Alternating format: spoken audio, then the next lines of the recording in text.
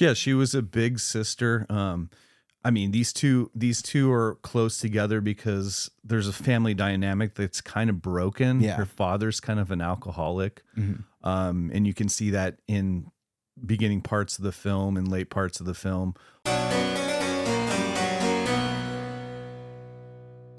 Hello, everyone, and welcome back to the Calvin Cam. We are here today. It is October 6th, and we are talking about The Black Phone, starring Ethan Hawke. And this is a really great horror movie, and I really wanted to talk about it this year.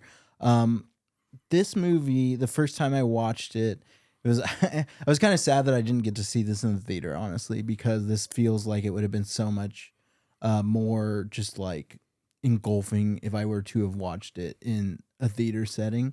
I watched this in the middle of the day um, at my old apartment, and it was just like kind of like, oh, well, I've heard good things about The Black Phone. Let's throw it on.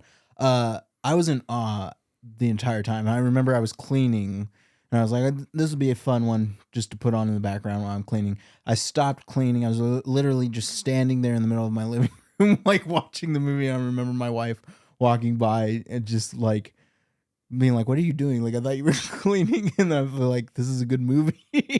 The movie kind of sucked me in. Yeah. Sorry. Yeah. Sorry. And then she was there, like, not even 10 minutes later, like standing there watching it too. And this is a really great movie. All in all, like the cinematography for this movie is excellent, excellent. And that's probably one of like the most key like capturing points of this movie. Just the way that the story is told and the plot unfolds the way that it does, mixed in with the way that it's shot, is so beautiful, and I really loved it. I also really like that on top of this movie being somewhat of a like it's like it is a murder mystery, um but I love the supernatural elements to it, which I didn't expect from it at first because it doesn't portray itself as you would think it would be supernatural. Like, yeah, Ethan Hawke's character is very like psychotic, but like I didn't expect a paranormal like part of this film. So it was really interesting to see. For those of you who don't know, here's your spoiler warning.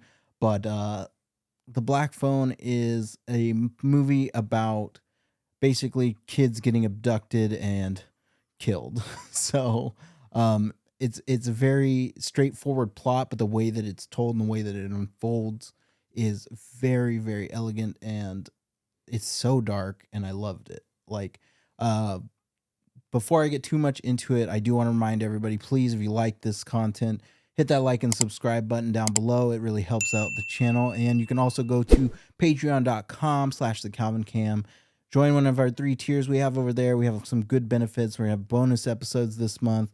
And we love to build our community over there and give some shout outs here and there too. So please go over there and support us. Back into The Black Phone.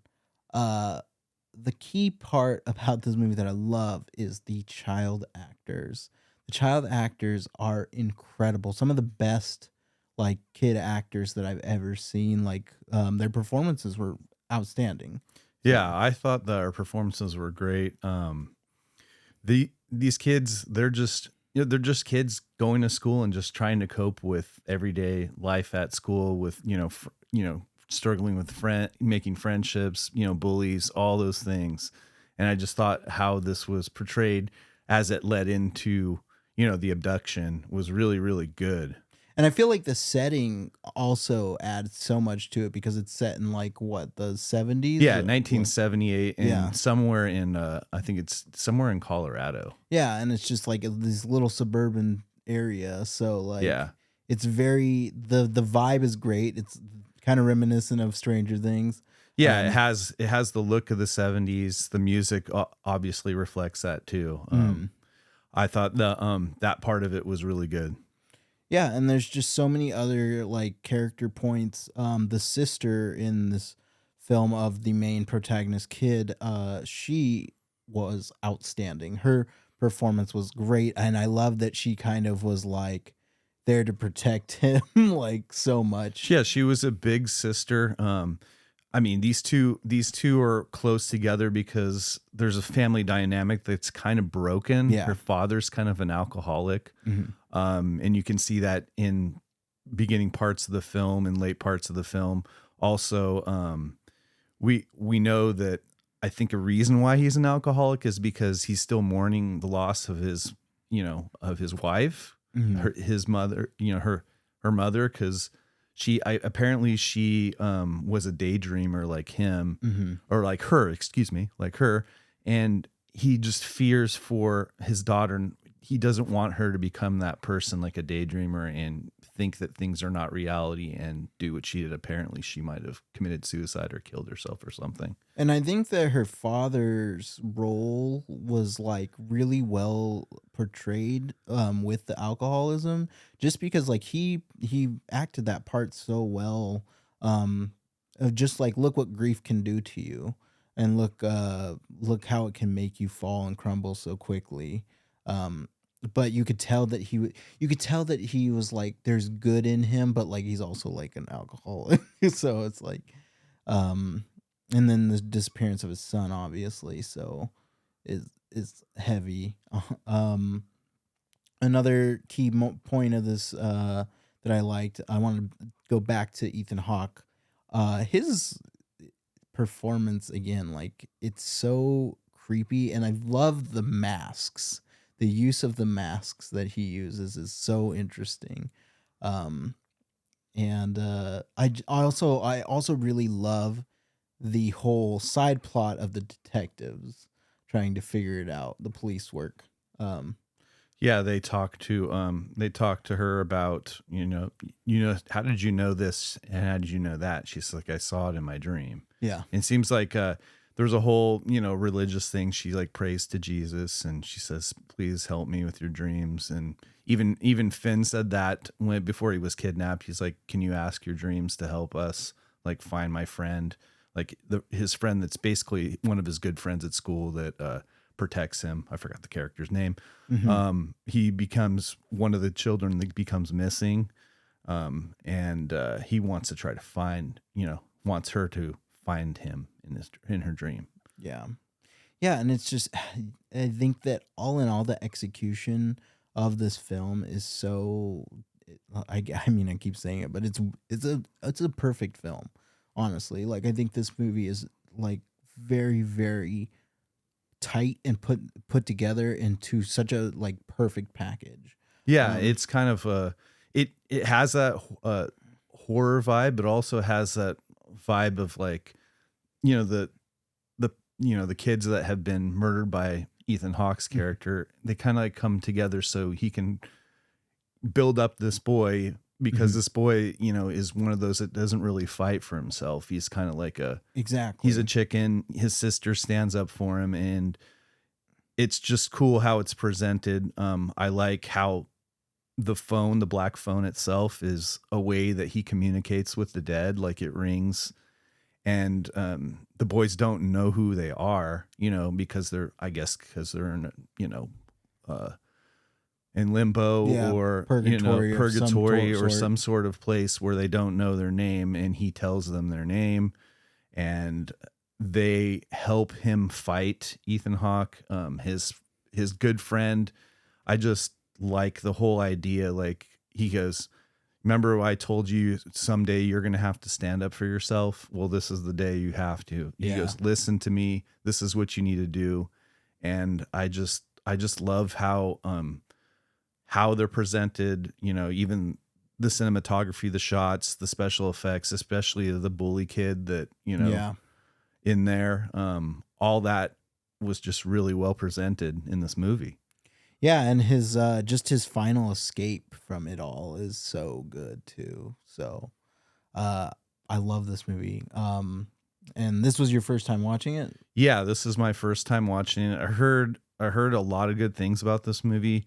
Um, we've had reviews for Blumhouse movies, Mhm. and we the ones that I have watched, like they seem like they're just, I don't know, just kind of B tier productions. Like we had Night Swim that we did, which was a horrible movie. Then there was Megan, which was okay. We didn't review that movie.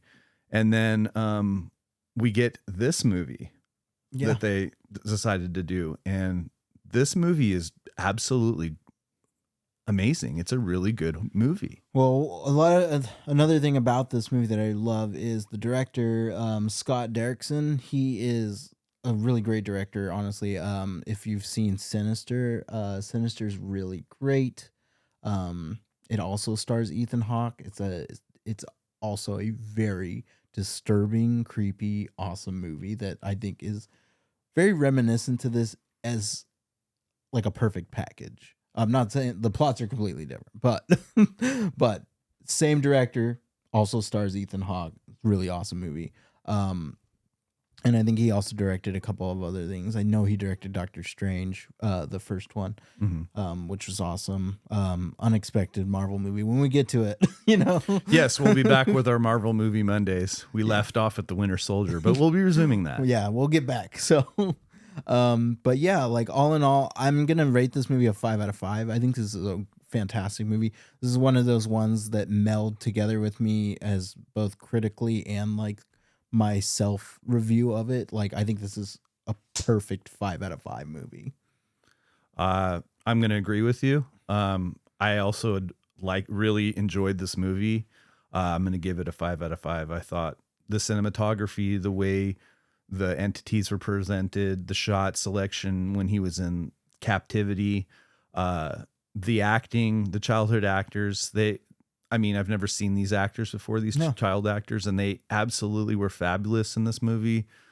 The story was really, really good. I even think the pacing in this movie is perfect. I don't think there's anything that really jumps. I mean, it's laid out, it presents itself well, and this is a 5 out of 5 movie for me. Sweet. All right. Well, you know what time it is. It's time for some fun facts for you about the Black Phone. Fun fact number 1: the Paperboy is a reference to Johnny Gosh. I'm terrible with names. It hasn't changed, people. We're trying to get better.